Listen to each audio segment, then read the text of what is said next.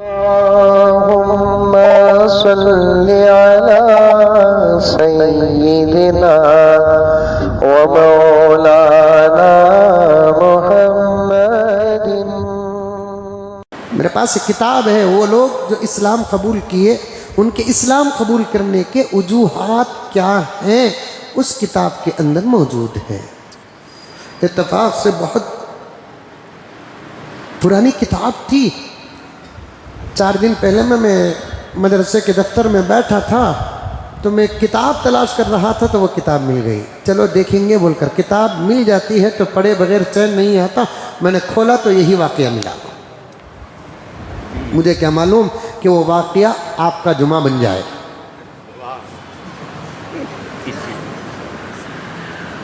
کتابوں کی دولت بہت بڑی دولت ہے، مطالعے کا مزہ ہی کچھ اور ہے۔ پڑھنے کا مزہ الگ ہے، پڑھ کر بتانے کا مزہ الگ ہے۔ اسی لیے کہا جاتا ہے اللہ اجود، اللہ سب سے بڑے سقی۔ اس کے بعد آقا نے فرمایا انا اجود من الناس، میں لوگوں میں سب سے زیادہ سقی ہوں۔ ومن بعدی علمائی، میرے بعد میرے امت کے علماء سب سے بڑے سقی ہیں۔ آج 1 لاکھ روپے بانٹے، اس کی سخاوت کے چرچے، 50,000 روپے بانٹے، سخاوت کے چرچے، شادی میں کوئی بیرو لے کر دے دیا، سخاوت کے چرچے، پلنگ لے کر دے دیا، سخاوت کے چرچے، پوری شادی کا سادہ سیدھا انتظام دکھاوے کے طور پر کر رہا ہے، سخاوت کے چرچے، کوئی حج کو بھیج رہا ہے، سخاوت کے چرچے، کوئی عمرے کو بھیج رہا ہے، سخاوت کے چرچے، کوئی اور انتظامات کر رہا ہے، سخاوت کے چرچے، مسجد کی تعمیر میں 5 لاکھ کا اعلان۔ کیا سقی ہیں صاحب، کیا بڑا دل ہے صاحب۔ مدرسے کو کوئی 2 لاکھ کا چندہ دے دیا، بڑے خیر خواہ ہیں یہ مدرسے کے۔ میرے پیاروں، دماغ صاف کرو، وہ بھی سقی ہیں، وہ بھی سقی ہیں، وہ بھی سقی ہیں، وہ بھی سقی ہیں، لیکن سب کا نمبر علماء کے بعد شروع ہوتا ہے۔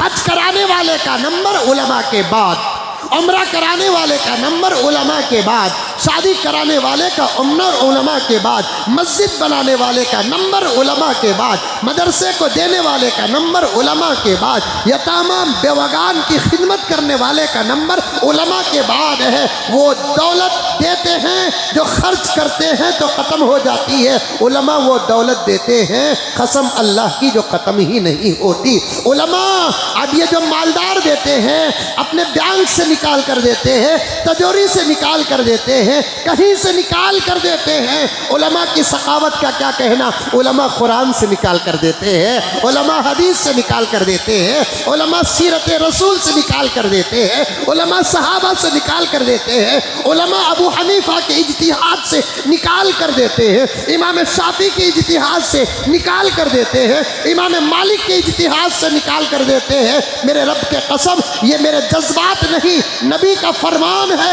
آقا نے فرمایا سب سے بڑا سقی اللہ ہے، اللہ کے بعد سب سے زیادہ سقی میں ہوں، اور میرے بعد میرے امت کے علماء پوری امت میں سب سے بڑے سقی ہیں۔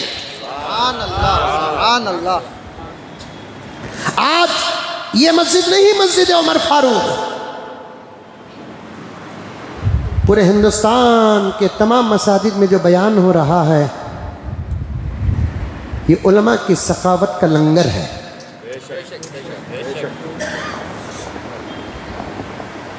محنت کریں گے تو آپ 1000 روپے کما سکتے ہیں، لیکن اس وقت تمہاری عمر محنت سے باہر ہو چکی ہے، بخاری کی روایت 1 پڑھ نہیں سکتے، اور علماء وہ نکال کر آپ کو دے رہے ہیں۔ یہ سخاوت نہیں تو اور کیا ہے؟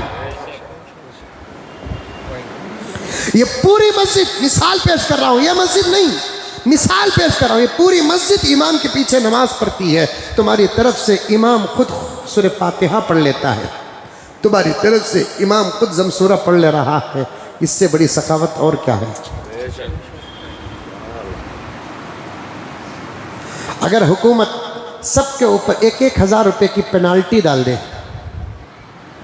یہ 1,000 روپے کا قانون لگا دے، کوئی ایسا ہے تمہیں سب دیونوں کو تمہاری طرف سے میں دے ڈالتا ہوں، لیکن امام اللہ کہتا ہے کہ سب نماز میں سورہ فاتحہ پڑھنا، امام کہتا ہے تم سب خاموش رہو، تمہارے طرف سے میں پڑھ لیتا ہوں۔ تم سب خاموش رہو، تمہاری طرف سے میں اللہ کے دربار میں سورہ فاتحہ پڑھ لیتا ہوں۔ میرا فاتحہ تمہارا فاتحہ ہے، سبحان اللہ۔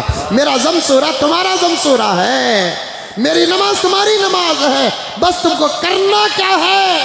میری نقل کرنا ہے بس۔ استاد میں تم سب کی نماز میرے نماز کے پلیٹ میں رکھ کر اللہ کے دربار میں پیش کروں گا، اللہ میری نماز کے صدقے تمہاری نمازوں کو بھی قبول کر لے گا۔ قبول ہی نہیں ہوگا، ادا بھی ہو جائے گا۔ نہیں سمجھتے، علماء کرام کو نہیں سمجھتے۔ امام جاتا ہے، 4 قدم ساتھ چلنے کی کسی کو خواہش نہیں، جبکہ حدیث میرے پاس موجود ہے، امام کے ساتھ، ایک عالم دین کے ساتھ 2-4 قدم چلنا بھی انشاءاللہ تعالی امام اور عالم کی سفارش کا سبب بنتا ہے۔ ہمارے اکابر کا یہ طرز رہا ہے، علماء مدارس کو آتے یا علماء اکابر کے گھر جاتے، ان کا استقبال کرنے کے لیے باہر آتے، پھر ان کو رخصت کرنے کے لیے ایک دور تک چند قدم چل کر جا کر چھوڑتے تھے۔ علماء کے ساتھ بیٹھنا ہی عبادت اور محبت نہیں ہے، علماء کے ساتھ کھانا ہی عبادت نہیں ہے، علماء کے ساتھ 4 قدم چلنا بھی الحمدللہ محبت اور عبادت ہے۔ ہم نے دیکھا ہے ہمارا امام نماز پڑھا کر جاتا ہے، چلنا تو ساتھ دور کی بات کہ سلام کرنے والا کوئی نہیں ہے، بیچ میں سے راستہ دینے والا کوئی نہیں ہے۔ وہ کونسلر آ جائے تو پھر کتنی مکھیاں جڑ جاتی ہیں، ایم ایل اے آ جائے کتنی مکھیاں جڑ جاتی ہیں، ایم پی آ جائے کتنی مکھیاں جڑ جاتی ہیں۔ میں یہی کہتا ہوں میرے پیاروں، 2 جمعہ پہلے میں نے عرض کیا تھا نا، علماء کی عظمت نہ ہونے کے اسباب میں سے ایک سبب کیا ہے؟ ہم نے علماء کی وہ قدر نہیں کی تاکہ دیکھنے والے اپنے بچوں کو علماء بنانے کا خواہش پیدا ہو۔ واہ کیا شان ہے بھی مولوی صاحبہ کی، واہ واہ واہ واہ، میرے بچے کو بھی مولوی صاحب بنا تو تمہیں تمہارے مولوی صاحبہ کی عزت کرے تو نا، جس کے گھر میں مولوی نہیں وہ خواہش پیدا کرے گا کہ میرے ڈاکٹر کی کیا گریڈ معلوم، میرے بچے کو بھی میں ڈاکٹر بناتا ہوں۔ ڈاکٹر بنانے کی خواہش کیوں پیدا ہوئی؟ اس نے ڈاکٹر کی گریڈ کو دیکھا ہے۔ لائر بنانے کی خواہش کیوں پیدا ہوئی؟ اس نے لائر کی گریڈ کو دیکھا ہے۔ انجینئر بنانے کی خواہش کیوں پیدا ہوئی؟ اس نے انجینئر کے گریڈ کو دیکھا ہے۔ کاؤنسلر بننے کی خواہش کیوں پیدا ہو رہی ہے؟ ایم ایل اے بننے کی خواہش کیوں پیدا ہو رہی ہے؟ ایم پی بننے کی خواہش کیوں پیدا ہو رہی ہے؟ اس نے ان تمام لوگوں کے گریڈ کو دیکھا ہے۔ اور مجھے کہنے دیجیے کہ ڈاکٹر بنانے کی خواہش کیوں پیدا ہو رہی ہے؟ اس کی سیلری اور اس کی آمدنی پر بھی قوم کی نظر، ڈاکٹر بنائیں گے تو 3 لاکھ روپے منتھلی کماتا ہے، انجینئر بنائیں گے 10 لاکھ روپے منتھلی کماتا ہے، لائر بنائیں گے کیس پاس ہو کے فیل ہو انکمنگ ہی ہوتی ہے۔ مولوی صاحب بنانے کی خواہش کیوں نہیں پیدا ہوتی؟ کیا بھائی بچپن بچہ قربان کرتا ہے، ہمیں بچے کو قربان کرتے ہیں، بچپن سے لے کر جوانی تک بچہ مدرسے میں زندگی گزارتا ہے، پڑھ کر باہر نکلتا ہے، اس کے سینے میں نہ ماں کی فکر ہوتی ہے، نہ باپ کی فکر ہوتی ہے، نہ گھر کی فکر ہوتی ہے۔ مدرسے سے کیا نکلا؟ سینے میں قوم کی فکر لے کر نکلا۔ اس کا ذہن ایک ہی کام کرتا ہے، وہ یہ نہیں سوچتا میں گھر بناؤں کہ دکان بناؤں، پڑھ کر باہر نکلنے والا یہی سوچتا ہے کہ میں مدرسہ کہاں بناؤں،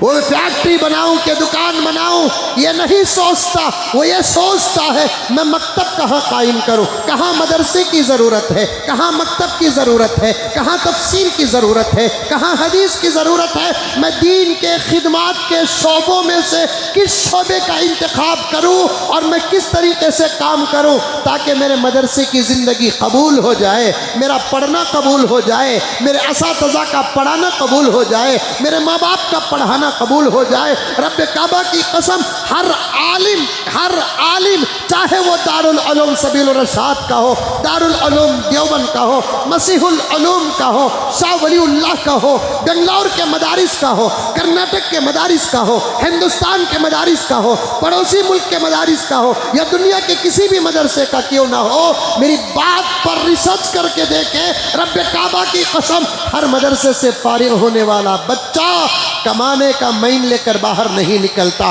کمانے کا ذہن لے کر باہر نہیں نکلتا، نکلتا ہے اپنے علم کی خدمت کا دماغ فکر لے کر باہر نکلتا ہے۔ اللهم صل على سيدنا ومولانا